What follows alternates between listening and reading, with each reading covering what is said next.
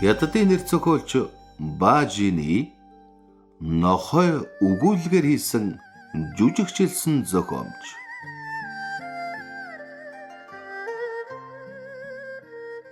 Нохой.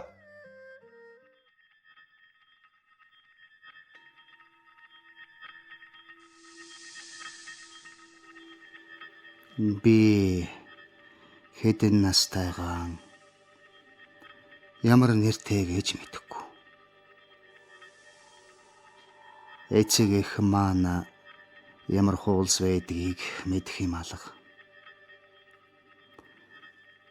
Би бол хинч тоож хардаггүй. Хаягдсан эд зүйл шиг хүн. Тагжгар туранхаа биетэй. Шар арьстай. Хар нүд, хар үстэй. Навдгар хамартай. Өмсөн олны дунд хаягдаж тэдэнтэл эвлэрч зогцож амьдрахаар заягдсан хүн та. Сайхан дурсамжаар дүүрэн хүүхэд нас хүм болгонд байгаа. Чамд хүүхэд нас байгаагүй гэж юу? Яг надад ч бас хүүхэд нас бий. Харин минийх бусад хүнийхээс бол тэс өөр шүү. Яагаад өөр гэж? Алив хүмүн яриач.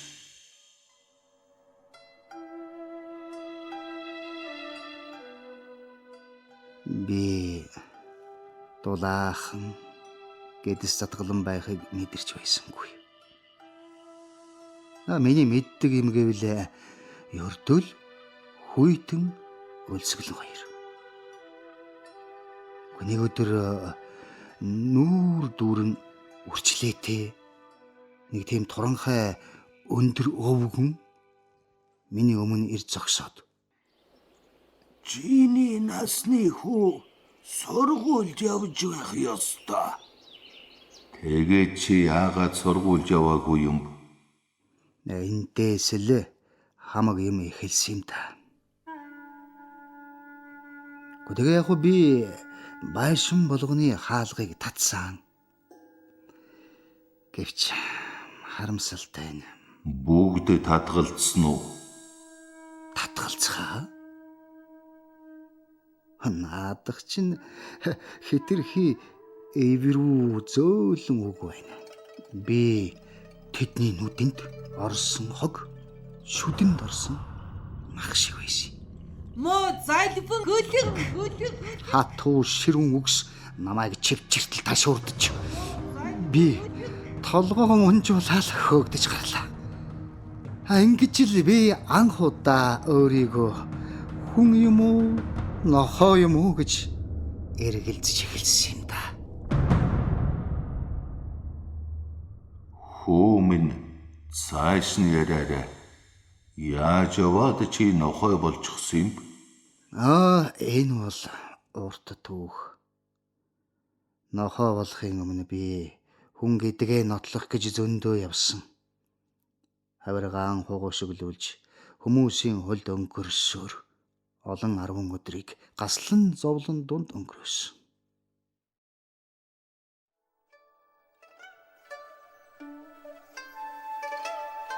Та бараг мэдэхгүй байх та. Эндээс холгүй орхигдсон нэгэн сүм бий. Сүмийн голд шүтэн бурхны шуумал дүр байдаг.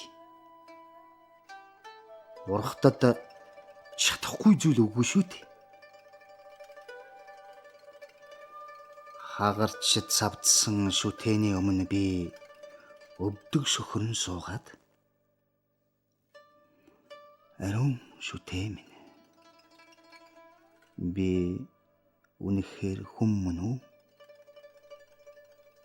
Мөн бол ядч дохио тэмдэгч болох нь үцүүлээж гэж залбирлаа. Тэгсэн тэр миний залбиралд юу хариулсангүй. Нэгэнтэл хүний тооноос хасагдсанаас хойш яг л нохой шиг хоолны шахуу эргүүлдэж явдаг боллоо. Бурхан сургахдаа хүмүүний төрлийг олох нь зүүнний үзүүрт ширхэг арвай тогтох шиг ховор зүйлэг гэдэг. Тийм байтал чамд ямар ч дохио өгөөгүй гэж юу? Чи бол хүн, чи нохой биш гэж хэлээгүй гэж юу? Үгүй ээ. Хэлээгүй. Ямар ч дохио тэмдэг үзүүлээгүй. Ингээд л би өөрийгөө нохой гэдэгт итгэсэн. Өлсөж даарах зудруу амьдрал донд цаг хугацаа мөн ч хурдан өнгөрлөө. Тэгтэл хачин чихтэй хүслүүд дотор минь үндэслэж эхэллээ. Гү тийм адгуу хүслүүд дотор минь ориглох бүрд би энэ бүхэн чинь хүний хүсэл шүү дээ. Харин чи хүн биш нохой. Ингээд би нохой шиг дөрвөн хөллөж явдаг боллоо. Хачин жигтэй хүслүүдий тэр чинь юу байдаг вүлээ? Чи нохой байдлаа хүн шиг тийм эдгээд халуун зүйлс хүсээгүй зэдэ арай. Гачлан тань тийм ээ. Энэ хүсэл маань намайг золтол сүрүүлжээгүй. Гудамжинд эмэгтэй хүний хосон цагаан шилб халтмалд үзэгддэг байлаа. Тэр сайхан хөлийг хармагц миний дотор захилгаан гүйдэл эргэнэнгүүдэг байсан. Тэгтэл яасан гэж? Өнөөх хоёр хөлийн хажууд нэг цагаан хав хэвтэж байх нь харагддаг юм байна. Тэр хав өнөөх сайхан хөлийг толгоогоор налан хэвтэж бүр өвдөг дээр нь цороон гарна. Тэгсэн надад итгэл төрлөө. Учир нь энэ бол тэр сайхан хөлд зөвхөн хүн л дөхөж болно гэсэн үг биш ээ. Гүн нохойд хүртэл иймэрхүү нялуурл зөвшөөрөгддөг байна.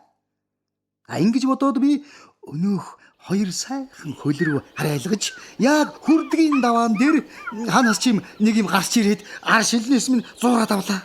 Яадаг мөг өлөггүй. Шүү. Би хөсөр чулуудаглаа. Дотор муу харж тарих толгой минь дүүнгэтж одод тэнгэр нүдний өмнө нэг зэлмээд ухаан балардхан тэр. Гэвч удлгүй хөл минь бадаарч толгой дүүрээд босхгүй болгооргүй боллоо. Готрол гуниг минь намайг нохон заяанд ч тэнцэхгүй амтан болгох нэ. Би шалан дээр ахин хөрвөөгөөд цөхөрсөн дүн ганган гасаллаа.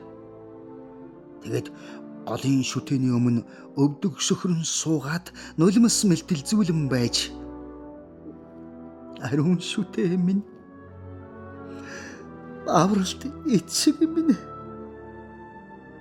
намайг яг өнөөх цагаан хав шиг нохоо болгоод өгөөч гэж гойлаа.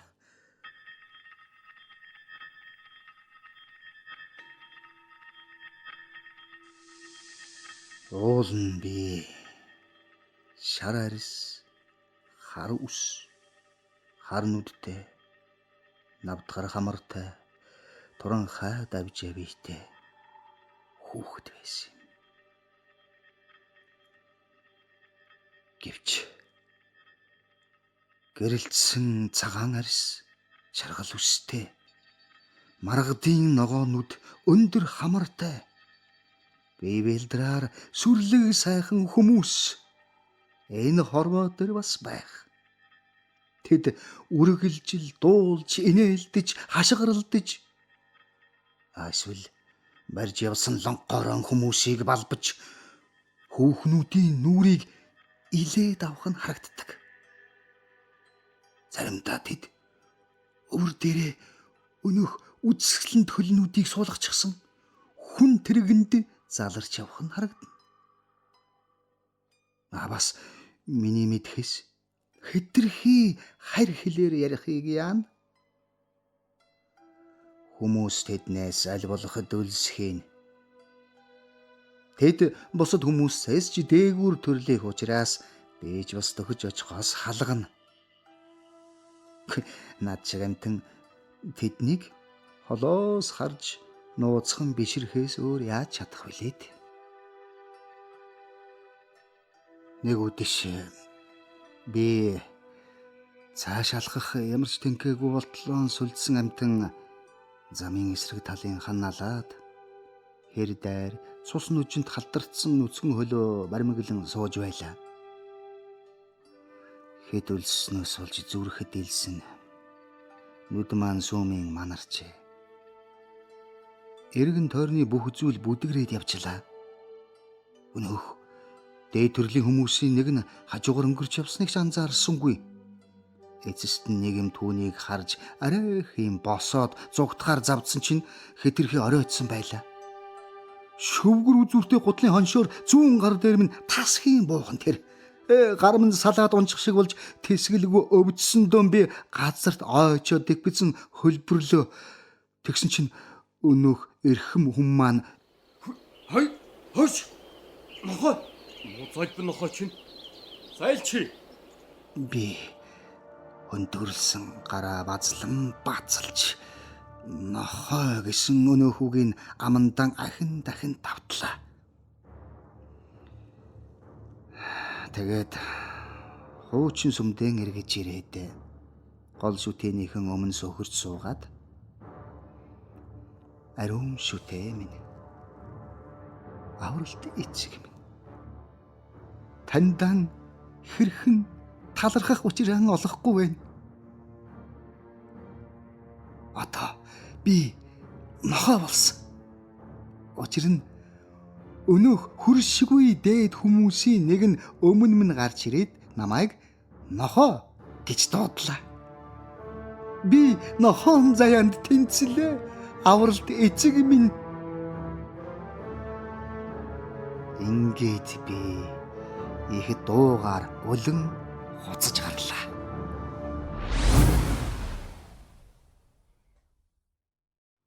Чи минь ингэж нохойн заяанд тэнцвүү.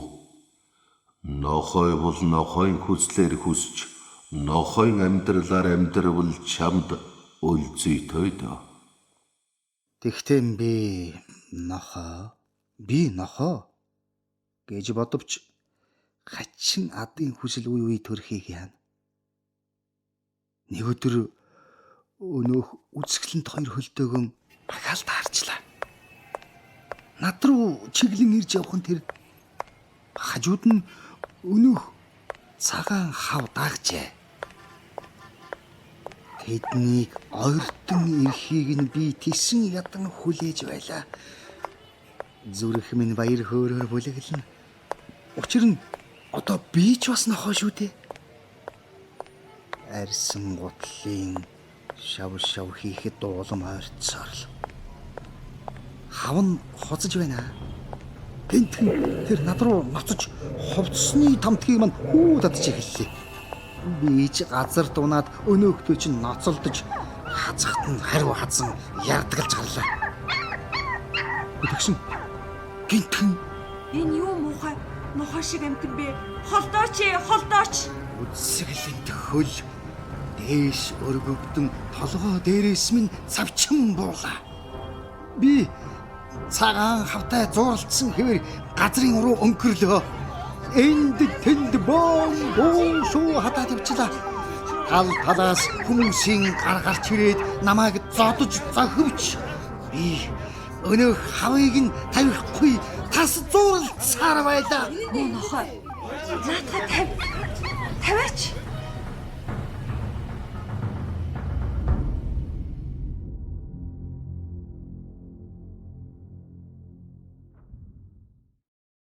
нэг сэрхнээ би хаа нэгтээ харанхуй агууд хэвдэж байлаа.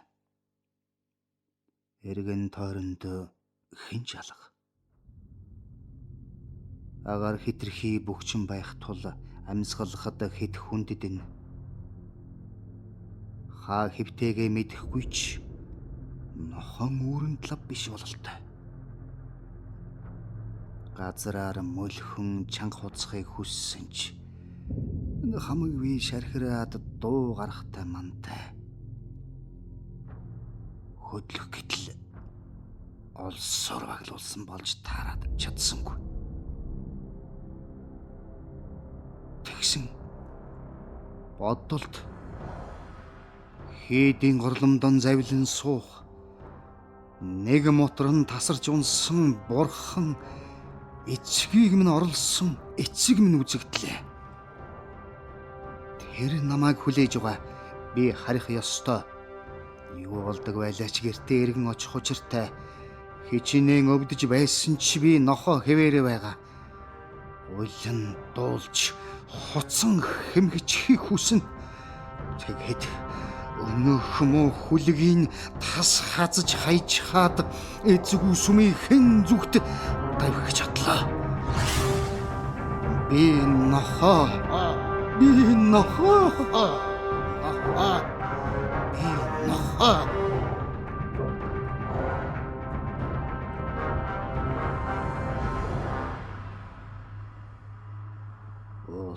Би шар арис, хар ус, хар нүдтэй, навтгар хамартай, туран ха давжаа бийтэй хүүхэд байсан юм.